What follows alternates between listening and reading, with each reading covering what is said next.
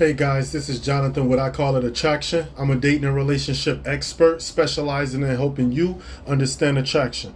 Okay, so we're just gonna talk about this guy code, and I'm reading different different excerpts about this guy code, and it's just, some of the dumbest stuff I ever heard. Just really idiotic stuff.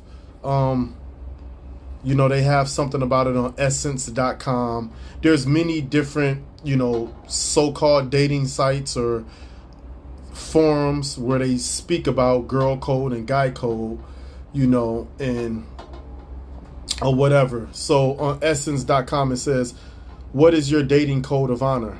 I asked this question in my book, A Belle in Brooklyn, because for most of my dating life, I've operated by what I call the golden rule of relationships. So to this idiotic person, the golden rule of relationships is don't date your friend's ex. That's the golden rule. Not that you don't allow this person to abuse you, or don't, you know what I'm saying? Don't allow this person to manipulate you, but don't date their ex. That's the golden rule according to this person. It's crazy. Rule 1, married folks must release all exes.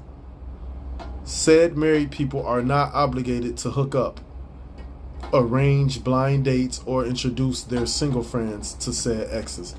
The dumbest stuff I ever heard. Rule 2, currently booed up people can still claim exes off limits. If the ex is within the last 3 years upon entering a monogamous relationship, they must release all exes into the open market for general consumption. See, this this stuff is so crazy because it's like they create their own rules, but it's dumb. That's just one site. What was another site I was looking at? It is natural to get upset and feel annoyed with the fact that your friend is dating your ex. But if you genuinely feel that your friend and your ex are meant for each other and that their relationship could work out, then there is no harm in giving them your blessings. I agree with that. Can I date someone my friend dated? Dating a friend's ex can be tricky. Life coach Nina Rubin tells Elite Daily, think about how long they dated and the seriousness of their relationship. If it was only a few dates many years ago, it's probably okay to date each other. But obviously she says if it wasn't a few dates and it was actually they were together in a relationship, then that's different. You shouldn't date them. Here's the problem, fellas. I'm going to break it down quick, nice and easy for you guys. The problem that I have with society telling you that to not date an ex is it comes off as very low value. So mind you, if let's say my ex wanted to be with one of my best friends, right? And let's say me and my ex, we were together 4 or 5 years and it was serious and it was going good, but for whatever reason it didn't work out. We broke up. I moved on, she moved on. Now she's met my best friend, they're getting together and they like each other and want to be in love, whatever the case. How would it look for me? Now think about this. How would it look for me being a high value male? How would that look? How would you perceive it to be if I was angry at my best friend and mad at him? Bro, you can't be with my ex, man. I used to be with her, man. What are you doing? You can't be with her, man. I still love her. Like, how would that look? What would that make me? Like, just listening to me when I acted that out, you could tell I sounded like a simp, right? A super simp. SS, super simp. Now, that comes off as very low value. If I'm a high value guy, if I'm confident in who I am, if I love myself unconditionally, and I have many options, and I know my self-worth, I know my self-value, Why in the world would I care about an ex, someone who I used to be with? Why in the world would I care about them being with my best friend now? And I'm a person who has high value. I'm a person who has many options. I'm a person who's confident. I'm a person who's secure. I'm a person who's assertive. I'm a person who I go for what I want, and the sky is the limit. I don't have any limits. I don't have there is no limitations for me. You know, I don't have a low self-esteem. I don't have a negative self-view. I don't have a negative outlook on my life to where I'm looking like, oh, I'll never be able to find another girl as good as her. She was the best girl I ever been with, and I'll never be with nobody else as good as her, so I don't want anybody else to have her. That's the weakest thing a man could do. That makes you weak. You look weak, you sound weak, and it makes you weak.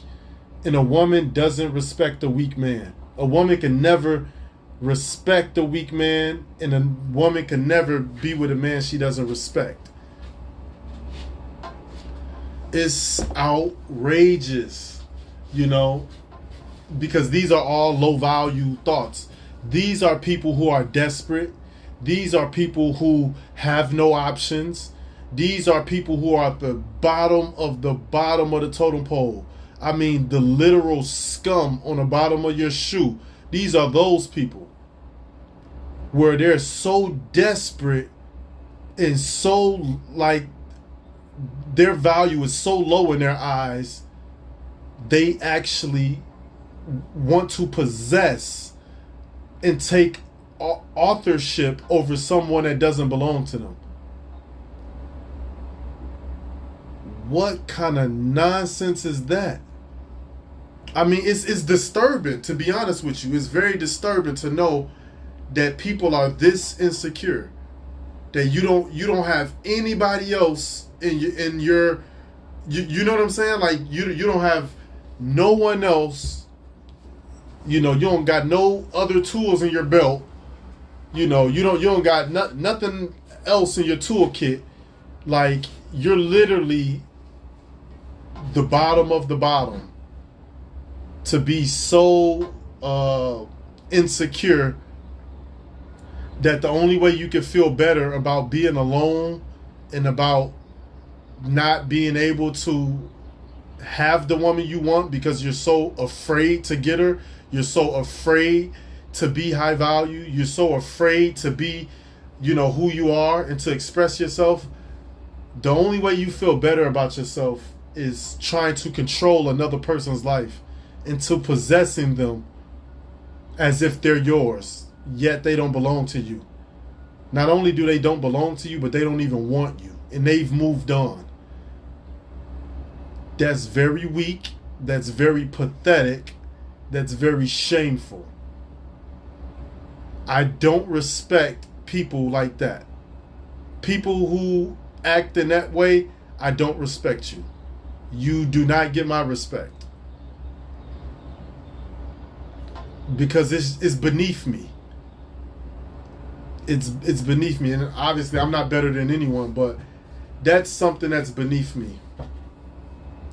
I won't tolerate these insecure I don't even know what to call them. These insecure doormat guys. Like, you guys are extremely pathetic to do something like this. Like, you're angry and you want to fight and, you know, all this kind of stuff. This is beta male times 3. Super simp edition. I mean, no guy who is confident and secure and knows who he is and knows his value would ever be, you know, angry at his friend for being with his ex. He would actually promote it. Obviously, if he thinks she's a good fit for him, he would actually promote it. He would support it. He would encourage it. He would never, you know, be angry. Why? Because he has abundance.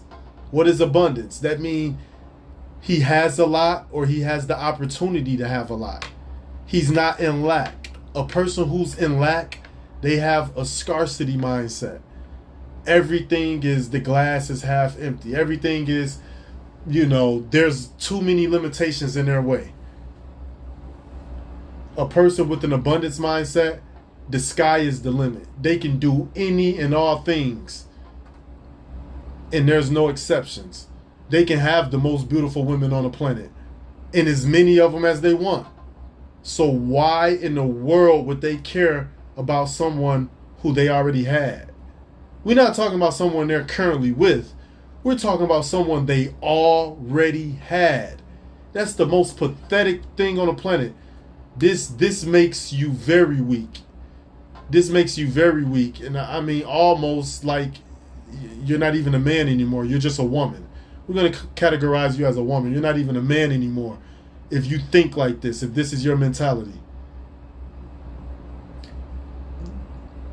The clients I have, I teach them how to be high value males, high value men, not low value simps. This is ridiculous. Screw the guy code, screw the girl code. I don't honor it. It's trash. It means nothing.